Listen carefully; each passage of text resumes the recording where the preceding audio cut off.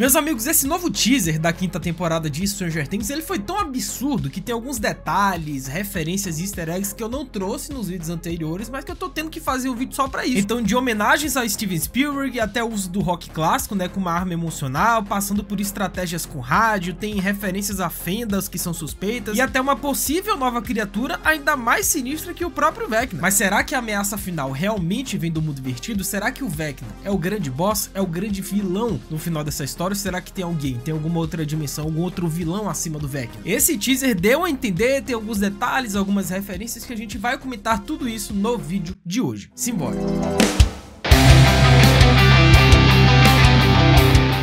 Hello, my friends geek na voz, e antes da gente comentar em si, né, os easter eggs e as referências, vazou, né, nessa última semana uma imagem muito suspeita, pra falar a verdade, com a lista dos títulos dos episódios dessa quinta temporada, e ao lado tinha a duração de cada episódio. Então, cara, tinha episódios de mais de 1 hora, 2 horas, o último, se eu não me engano, tinha 3 horas de duração, um negócio absurdo. Os fãs, obviamente, ficaram a mil, né, e subiram pelas paredes completamente malucos. Mas, gente, isso é fake, tá? Tô passando só aqui no início do vídeo pra avisar, essa imagem que saiu é fake. Que os próprios irmãos Duffer, né, se não me engano, o Ross Duffer, que é um dos criadores de Stranger Things, ele foi até o Insta pra poder comentar sobre isso. Ele fez um story com essa imagem dizendo que é fake, que isso não é verdade, que isso é de chat GPT, então não caiam nessa. Essa imagem que tá circulando é fake news. Mas se eu fosse vocês, eu ficaria empolgado, porque eu acho que cada episódio vai ser por aí, vai ser no mínimo talvez 1 hora de duração, e o último vai ser um filme de quase 3 horas. Mas simbora aqui pro que importa, que são os easter eggs e as referências que talvez vocês não tenham percebido nesse teaser da quinta temporada. Porque tem um detalhe que passou despercebido por mim nesse teaser, que é o fato da Karen e da Holly estarem embaixo d'água nessa cena, que é uma referência à segunda temporada. Pois no teaser, né, a gente vê a Karen e a pequena Holly escondidas debaixo d'água, prendendo a respiração e claramente tentando não virar lanchinho do Demogorgon. Só que na segunda temporada foi revelado que essas criaturas têm uma aversão à água, tanto que o Bob, né, vivido pelo Sean Astin, ele ativou os irrigadores para tentar salvar geral, e o bicho simplesmente deu no pé. Ou seja, possa ser que essa estratégia esteja voltando agora como uma forma de proteção contra os monstros, né? Agora, como que a Karen e a Holly sabem desse detalhe,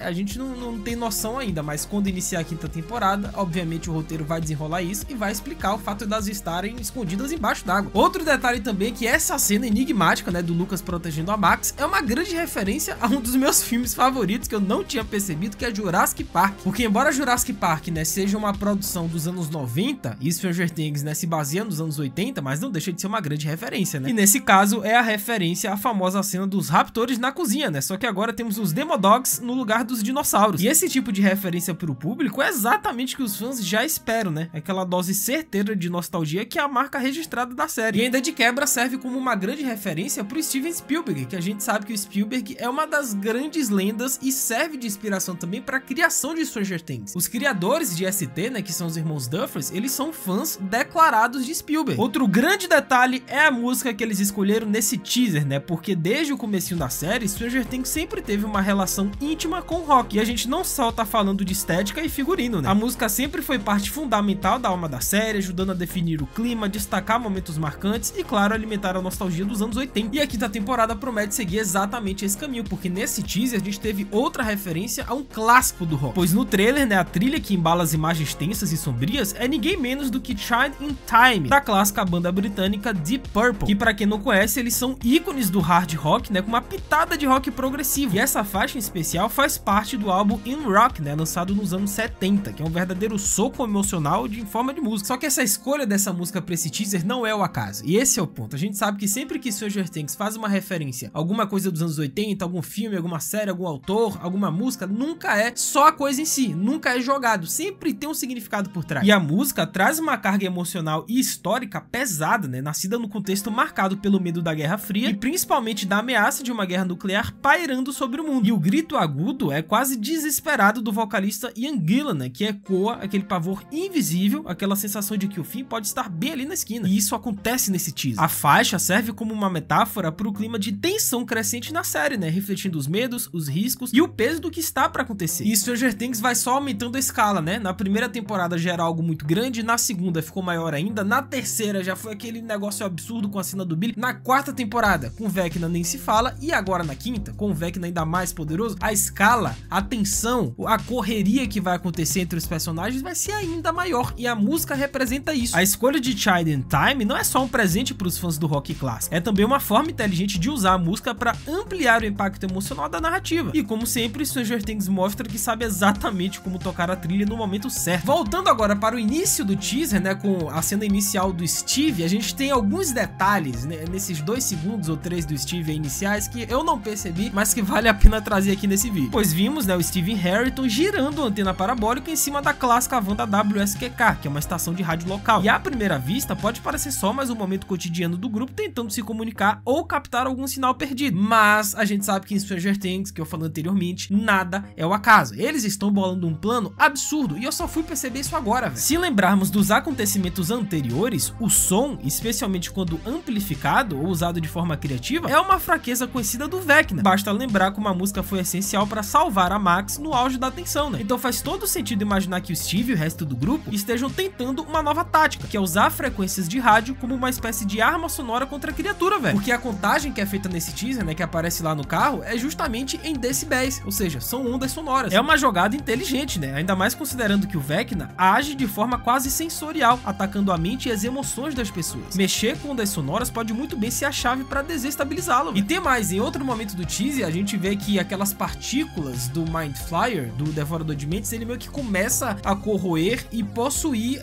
justamente a torre de rádio da WSQK. E isso tem um significado também. Isso sugere que talvez o plano do grupo realmente tenha surtido efeito e o vilão esteja retaliando, né, tentando destruir a fonte da interferência que a gente viu lá no início do teaser, cara. Ou seja, em outras palavras, se o monstro foi direto pra cima da torre, é porque ele estava incomodado. E muito, velho. E outra coisa interessante também, meus amigos, é a voadora no like aí embaixo. Aproveita que temos muito ainda que comentar, vários outros detalhes e referências. Deixa o like, se inscreve no canal, ativa o sininho, segue o Geek no Insta, @LucasMGeek. A gente vai trocar essa ideia sobre Stranger Things e diversas outras séries, então faz tudo isso aí que é nóis.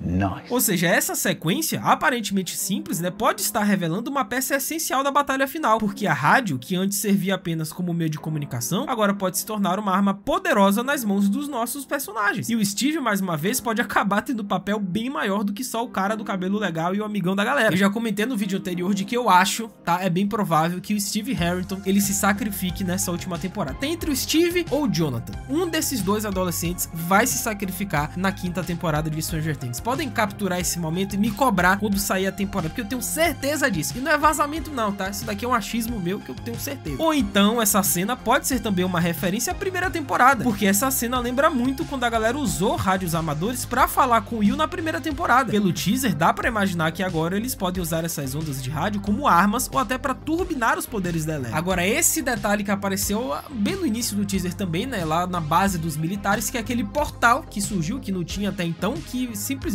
deixou todo mundo maluco. E a galera está teorizando de que esse portal misterioso, na verdade, seria a entrada não para o mundo invertido, e sim para a dimensão X. E que existe uma outra criatura ainda mais poderosa que o Vecna na dimensão X, que seria meio que o criador dos poderes do Henry Creel. Olha a loucura, pois um dos momentos mais intrigantes do teaser, como eu disse, é essa fenda desse portal que apareceu na base dos militares. Só que dessa vez tem um detalhe que chama atenção: o clima parece diferente, quase como se eles estivessem vigiando a entrada para algo ainda mais obscuro. E a tal dimensão X foi citada na peça oficial, na peça canônica de Stranger Things, que é o The First Shadow, que mostra a origem dos poderes do Henry Creel. Ou seja, a dimensão X seria um plano alternativo ainda mais antigo e misterioso que o próprio mundo invertido, né? Um lugar primitivo, hostil e caótico que existe em paralelo ao nosso universo, e que, ao que tudo indica, foi o palco original de horrores que nem o Vecna ousaria sonhar. E até o presente momento, tudo aponta que o Vecna de fato vai ser o grande boss, vai ser o grande vilão que eles vão ter que derrotar nessa última temporada. Mas e se nessa dimensão X tiver um bicho ainda maior que o Vecna, ainda mais poderoso? O próprio teaser o coloca novamente como o principal antagonista, né? Ele aparece lá no finalzinho, deixando claro que ele ainda é o centro do pesadelo. E tem uma galera até teorizando, né, que aquele Vecna que apareceu no final do teaser, na verdade não é o Vecna, seria uma outra criatura, porque o visual tá um pouco diferente, né? As costas do Vecna tá um pouco mais espinhosa, digamos assim, mas eu acho que não, tá, gente? Isso daí é reflexo do que aconteceu com ele na última temporada, porque ele foi queimado, a Nancy meteu bala nele e eu acho que o corpo dele deformou ainda mais, porque o bicho já era estragado. Aí depois do fogo e das balas da Nancy, ele deve ter adquirido aqueles espinhos. Ou então ele evoluiu. Realmente o Vecna evoluiu e ficou ainda mais poderoso, o que é uma péssima notícia. E a teoria da dimensão X começa a fazer ainda mais sentido, né? Afinal, se esse lugar existe desde antes de Vecna transformar o mundo invertido em seu reino particular, é bem possível que ele não seja o dono do jogo, mas apenas uma peça no tabuleiro. Uma peça poderosa, claro, mas talvez controlada ou ameaçada por forças mais antigas, espreitando nas sombras. Alguns até dizem que, na verdade, o grande boss, o grande chefão, seria o Mind Flayer, seria o devorador de mentes, né? Porque quando o Vecna chegou lá, ele meio que já encontrou essas partículas no mundo invertido. Ou seja, o Mind Flayer já existia antes mesmo do Peter esbarrar lá no mundo invertido através da Eleven. Então, assim, a galera teoriza de que o grande vilão, na verdade, é o Mind Flayer. Eu acho que não. Eu acho que é o Vecna. E se não for o Vecna, talvez eles apresentem um vilão que está acima do Vecna e que a gente não conhece. Seria uma loucura. Mas e aí, o que vocês acham a respeito disso tudo? Comenta aí embaixo que eu vou ler e responder todo mundo. É isso, até a próxima. Valeu, falou